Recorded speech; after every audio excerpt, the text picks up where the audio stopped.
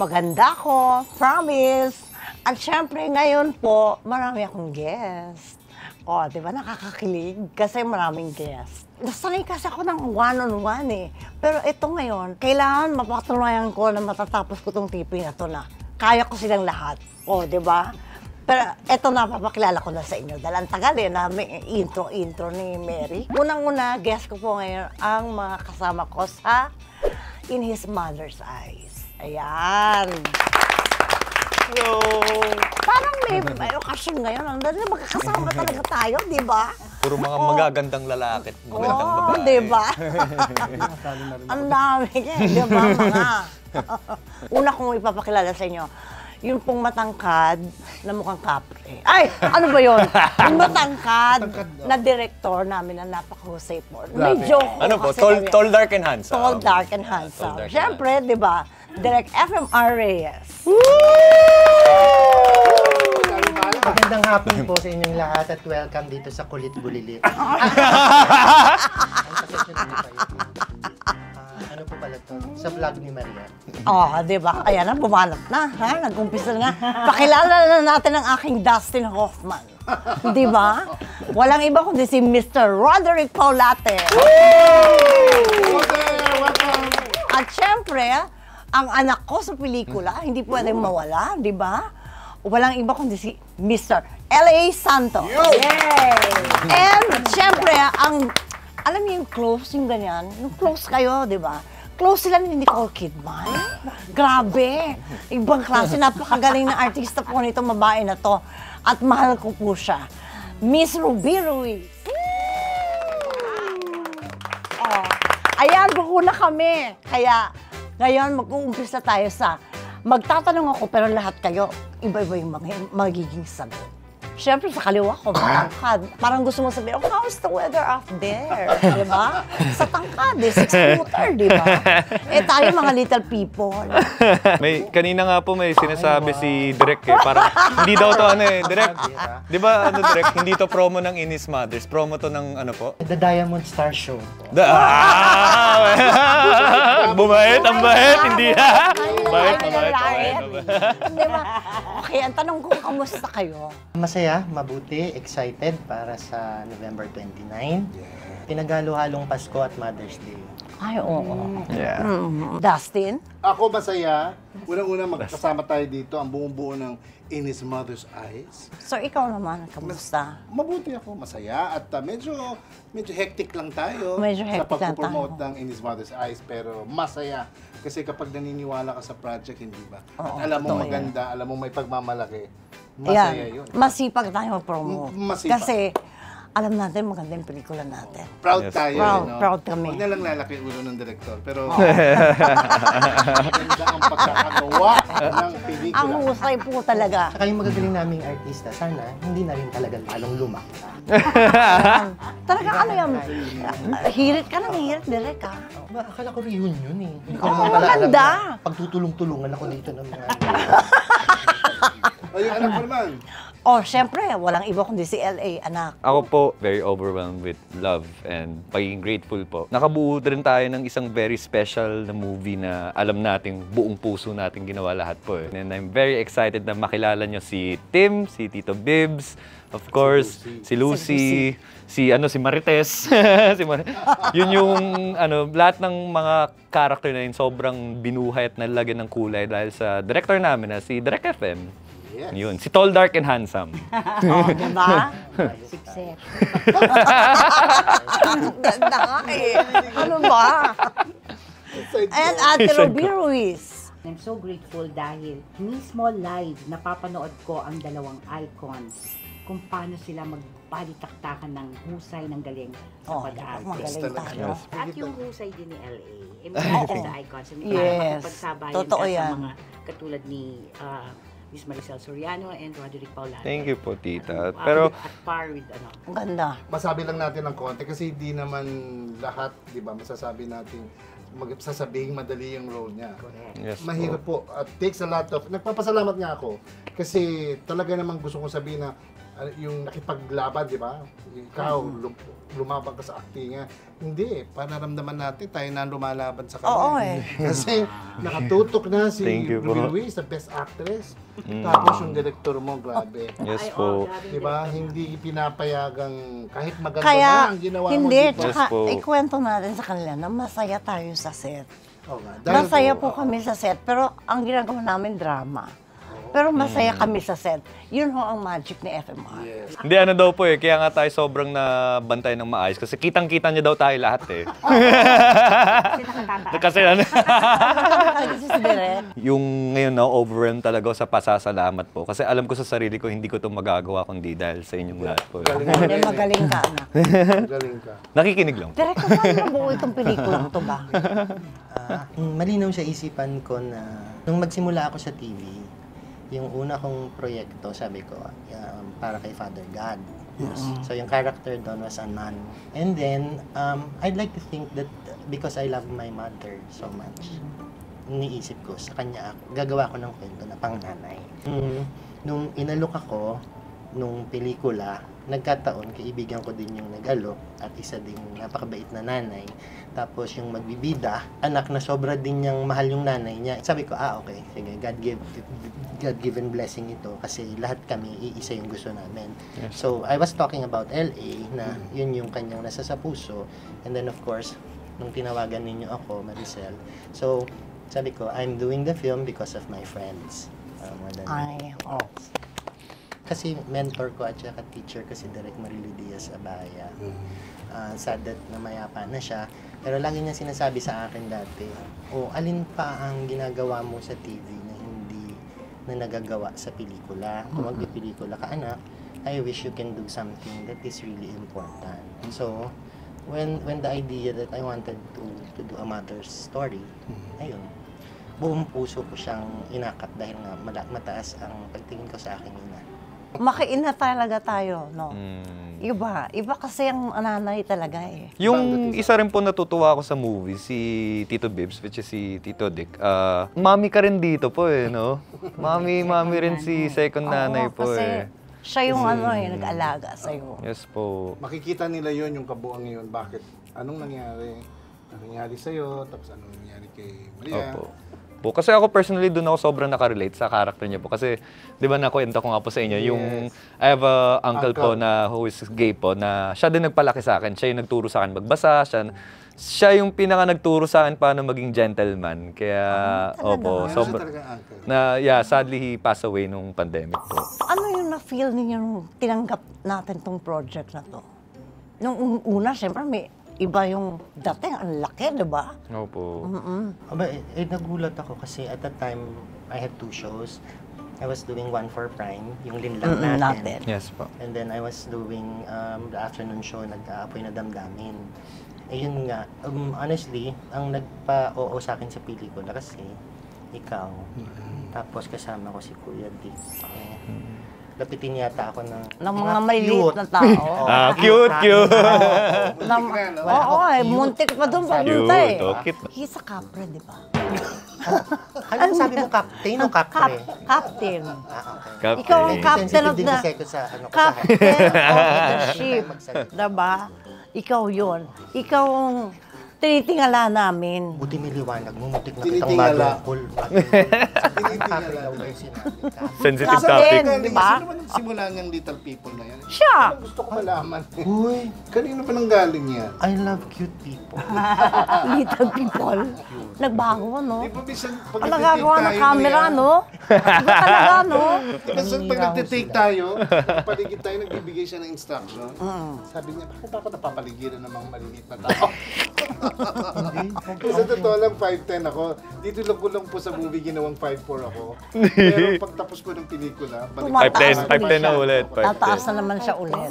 Ano ang memorable experiences natin doon sa taping natin, sa shoot natin?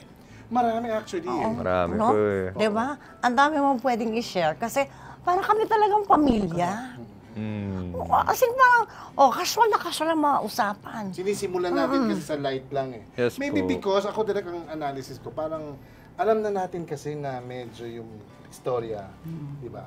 At yung mga roles natin, kailangan talaga nakatutok Opo. Diba? So mabuti si Direk na nalighten niya yung situation. Because alam niya na kapag nagte-take tayo, ito po totoo na, pag nagte-take po, hindi po pwede yung half lang yung Yeah. Oo, trabaho. hindi pwede kay Direk FM Wala yun. pong mediocrity o hindi po pwede ang mediocre kay FM Reyes. Marunong po siya makisama pero yun ang gusto ko na mabait pero pagdating sa trabaho, hindi ka palalagpasin. Oo, Kasi Yes sa iba, po. pag pinalalagpas ang feeling nila, stricto naman tong direktor na to. Kaya hindi, actually, yung pagiging strict niya, magpapasalamat ka. Opo. Totoo. Kasi kung nagpabaya, hindi naman natin masasabi, di ba, Miss Best Actress, Opo. Miss Ruby, hindi naman pwedeng laging sigurado ka na magaling ka na eh, di ba? Ang artista dapat bawat project, laging Oo, sariwa, totoo yan. tapos may director kang nag-guide sa Okay lang ba, direct share ko, yung kaka-implement lang kasi ng 14 hours, di ba, na taping day. Kaya, grabe po yung, di lang sa gipit kami sa oras at sa days, parang, grabe pa kasi yung gusto namin magawa sana na di lang sa shots, di lang sa characters, yung kumbaga sa storytelling talaga. Binabantayan kasi talaga ni Direk yun. Kaya, sobrang nakita ko gano'ng ka-challenging yung ginawa po nila. Oo. Second emotion ko lang doon sa sinabi ni Kuya Dick na kung gaano ka-strict, ka-focus, ka-dedicated si Direk dun sa proyekto. Kasi siya, nagko-coach ako kay feeling ko aral na namin dalawa ni LA yung gagawing eksena. Pagdating kay Direk parang, ay, ba't hindi natin naisip? Oo nga, Parang no? ganun. Oo nga, Hindi namin no? nakita yun. Yung gano'n. Opo. So, oo nga po. Yes, Direk. Oo So, nga. basta, laging billing ko sa kanya, final say kung anong sabihin ni Direk. Prepare Yun ka ang lang, tama. prepare ka Oo, lang. prepare lang. Kasi Opo. pagdating doon, baka i-enhance pa niya. Correct. Noong nasa film school ako, textbook ang mga pelikula ni Maricel.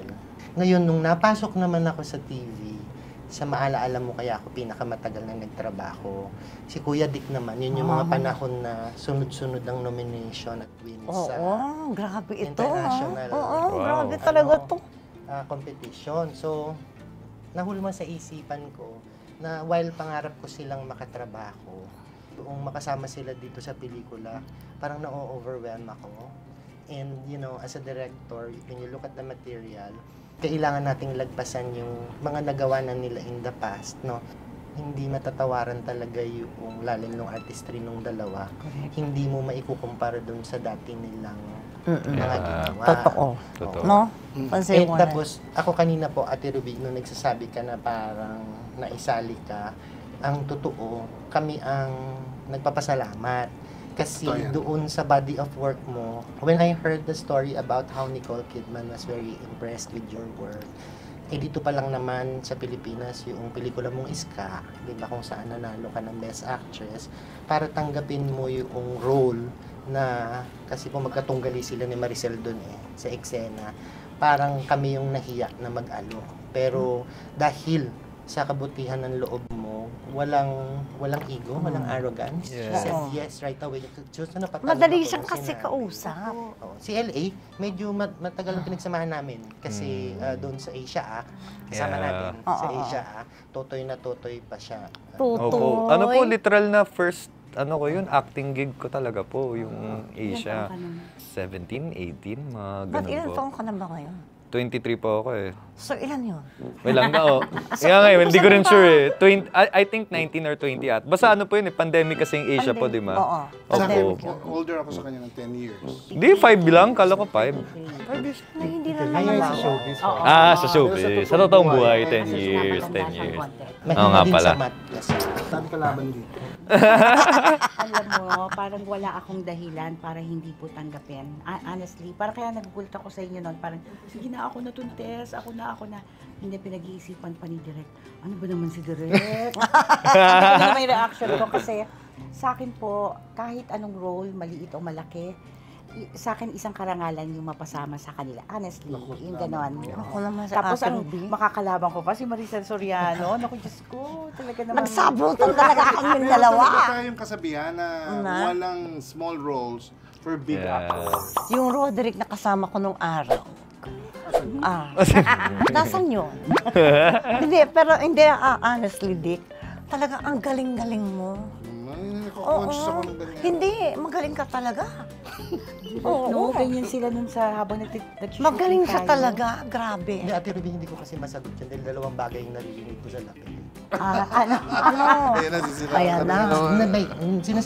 Sabi ni Maricel doon sa isang eksena, pagkatapos sa eksena, sabi ko, Dick, ang galing mo. Yung natuwa ako, sabi ko, ay, para silang maliliit na magkakalaro na na-appreciate yung isa sa galing. Yung kami ni Maria kasi, kumbaga, lumaki kami Lumaki sa industriya po. Magkaedad kami. Industriya, hindi sa Ayusin hype. natin yung Okay. pananalita natin. Hindi ko yan, tuloy. Hindi. Kumbaga lumaki kami sa industriya o nagtrabaho ng matagal na ang pinanggagalingan namin lagi yung suportahan sa isa't isa. We, O yan kami hindi- dalawa. lagi namin gusto ko, ang maganda kasi gusto niya magaling ako sa pelikula. Ako naman gusto ko magaling siya sa pelikula. Alam mo yung nagtutulungan, hindi pwedeng mag-isa ka lang na magaling eh. Hindi ako naniniwala doon. Oo, ako din hindi kasi naniniwala sa ganun.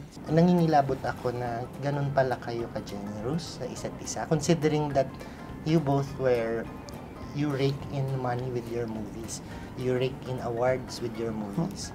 And so, nung Ate Rubina nag-uumpisa yung pelikula, Kuya Dick was so generous in saying, no, I'm just really here to support Maricel. This is her movie. Ganun. Tapos pag nagpa-perform si Maricel, hindi ko sinasabi sa iyo kasi baka mamaya. Hindi naman nakaano yung Ay, utak direct, ko. iba yung sinabi niya sa akin. Actually kasi 'di ba sabi ko nga sa may dalawa akong naririnig. Yun yung isa. Parang isa lang. Sabi niya, na-insulto daw siya na, magiging... Yung kambal naman yun. Ang kambal yun, oo.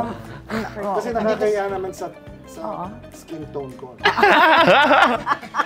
Kasi dapat kambal po sila dun sa pelikula. So nung brinake na po kay Kuya Dick, nakambal kayo ni Maricel dito. Ayun. Yan, parang na-insulto. Diba? Baka pag-aaral yung mga Rodericians. Mga Rodericians. Hindi, direct gusto ko lang idagdag kasi ayoko yung Ano? hindi alam ng tao yung nararamdaman natin bilang magkaibigan kami pero pagdating sa trabaho direct, ang taas ng respeto ko din kay Maria. Pero direct, ang laki talaga ng naitutulong ng hindi lang galing kundi yung ansamba, yung magkakasama kayong lahat nagko-contribute para sa ikagaganda ng pelikula at ng eksena. Siyempre, ikaw yung captain of the ship. Ikaw yung, di ba? Hindi captain of the ship. Captain of the ship. Di ba? Pero kasi, Andali lang. May kayod kasi sa tenga ko. kumbaga, magkaibigan kami, pero pagdating sa profession na to, malaking respeto ko kay Maria. Oo, nagre-respeto kasi kami dalawa. Hindi, huwag niyo kami sirain. Huwag niyo kami sirain ng friendship namin. Dun sa lapel nila, sabi niya, Senti, bilangin mo yung hipon ni Maricel. Bakit 5 lang yun sa atin?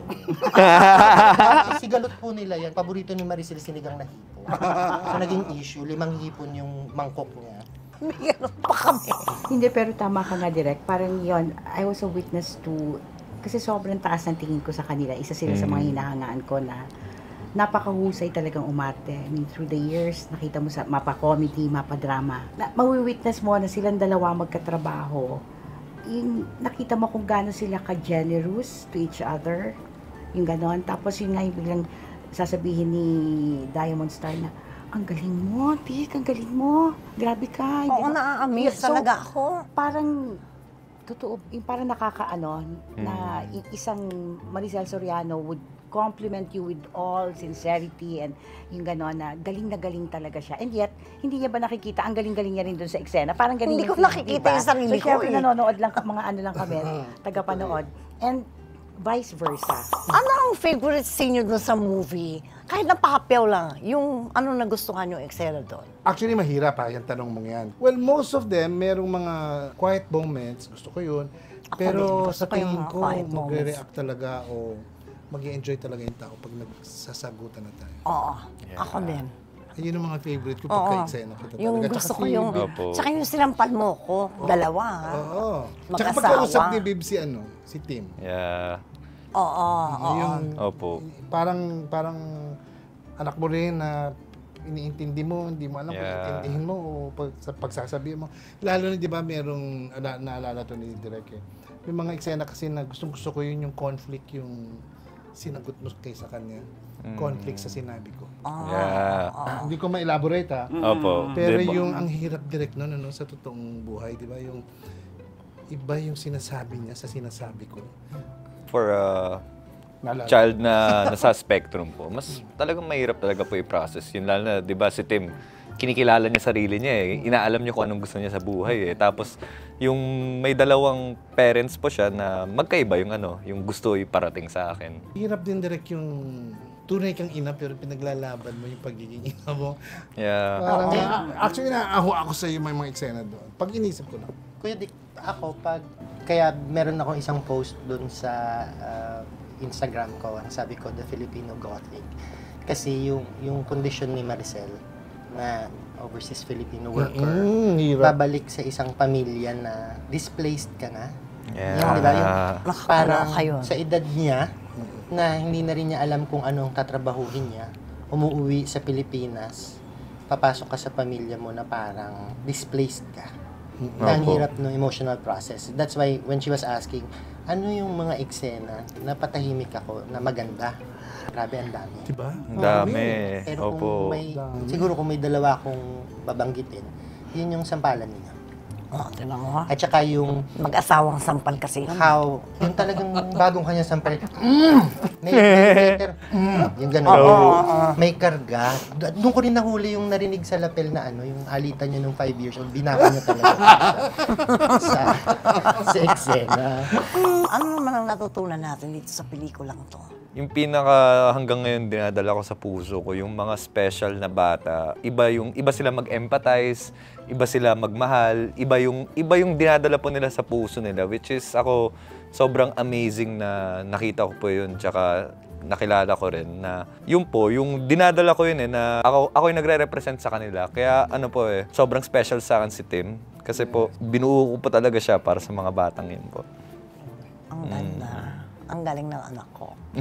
Ate Ruby, Nandun pa ako sa yung mga, parang nire-recall ko yung magagandang eksena. Ang dami. dami. Ang dami po eh. Pero gustong-gusto ko pag yung lumaban na si Lucy.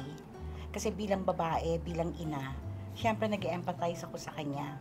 Grabe yung bigay ni isang Maricel Soriano. Yun talaga parang wow. Parang sa akin yun yung redemption nung bilang kababaihan ng maraming ina na makakapanood nito. Sometimes society can be very harsh, di ba? Yeah. Going to yung next question mo, Inay. Sa akin yun yung lesson din dito sa pelikula na huwag tayo masyadong mapanghusga sa mga pamilyang nakikita natin, especially now that we're exposed and open to modern types of family setups na hindi natin alam mga storya ng mga buhay ng bawat isa. yung mga backstory niya, di ba? Yun yung pag nalaman mo, dun mo palang, ay, ganun palang pinagdaanan nito. Actually, yung audience mismo direct ang nakikita ko nga sa pag nanood na sila sa 29. I think magkakaroon sila ng iba't ibang interpretation. Magkakaroon sila ng, kasi depende. Oo. Ang mararamdaman mo, depende kung ano ka Kung sino ka at anong pagkakaalam mo sa sarili mo. Huwag mapaghusga. Kahit sa pamilya. Kasi bawat isa sa atin may daladalang karga. May burden. Husga na naghihirap pala. Yeah. I'm thankful dun sa yung dalawang writers natin. Oh yeah. Kasi Tita sila Gina. well, multi-awarded silang parehas, no? Si Manay actually won just recently internationally. Si Jerry Gracia naman, multi palang winner siya, no? Nung nabasa ko yung script, ang tayong mga Filipino kasi irreverent yung bang may mabigat tayong dalahin, pero ang projection natin parang wala lang. Wala lang. Dadalayin tayo sa biro. Yung kulay ng script ng pagkakasulat nila, ganun yung mararamdaman mo sa pelikula.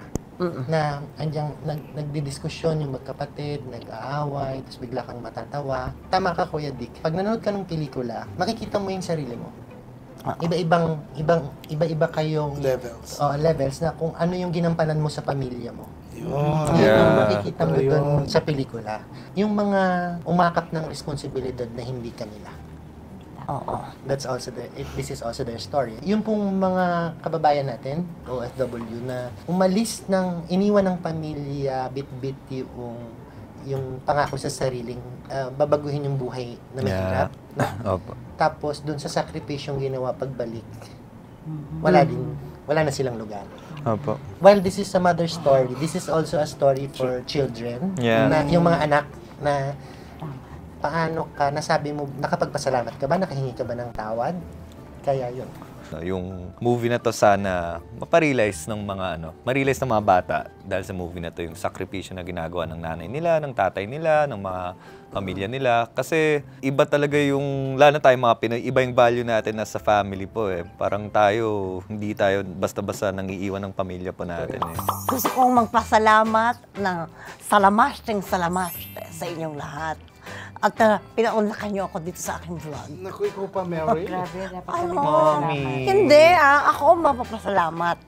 Kasi nabigyang buhay ang isang naming episode. Close tayo pero hindi mo alam kung gaano ka namin nirerespeto pagdating sa industriyang Pilipino. Iba pa rin yung The Diamond Star. Yes po. At salamat din, Maria, being a friend, I'm proud to say na kahit sa trabaho, hindi mo pinaramdam sa amin na Diamond Star ka. Hindi naman talaga, Kaya Dick. salamat Alam mo yan. at yun naman tayo pinalaki, hindi ba? Ganun Kung tayo trabaho, pinalaki. no? Trabaho, respeto Trabaho sa ito, kasamahan, respeto sa kasama. crew, hanggat mula itas, mula kay direct producer. Nakakatuwa. Habang nagsasalita ka, kinukutkot niya yung kamay niya kasi parang hindi niya matanggap yung papuri. Nahirapan ako. Kukutin yung daliri niya, maikli na nga. Oo nga eh. Ay, ayun. Hindi ko kasi alam kung Ayun. paano ko mag-react. talaga. Nakakaloka ako para kung sira ulo. Oh. Di ba? Thank you talaga. Hindi, thank you talaga sa inyo. At special tong episode na to sa akin. Talaga, walang kiyame. Kaya huwag niyo kakalimutan, nandito lang po lahat. Basahin niyo lang at sana gawin niyo. Maraming salamaste sa inyong lahat. Mga pamilya namin, at ang mga kapatid namin, at mga fans, lahat po, at magulang, inaaniyahan po namin kayong manood po ng In His Mother's Eyes. Ito po ay sa 29th na. Para po sa inyo ito, bukal po ang aming performance ito para mapaligaya kayo. Buong puso po kami nagpapasalamat po sa inyo. Sana po mapanood nyo ang In His Mother's Eyes this coming November 29 po, Cinemas Nationwide. Ginawa po namin tong very special movie na to para sa inyong lahat po. Kaya sana po mapanood nyo at ma-enjoy nyo po. Huwag niyo pong palalagpasin ang movie nito, In His Mother's Eyes, November 29 po. Sana maraming makapanood yung OFWs. Yes. Oo. Kasi Yes, sobrang oo. makaka-relate po tayong lahat dito. Maraming salamat! Thank you po. November Salamat, 29! November 29. Huwag niyo kakalimutan. Bye! Bye! Salamaste! Thank you.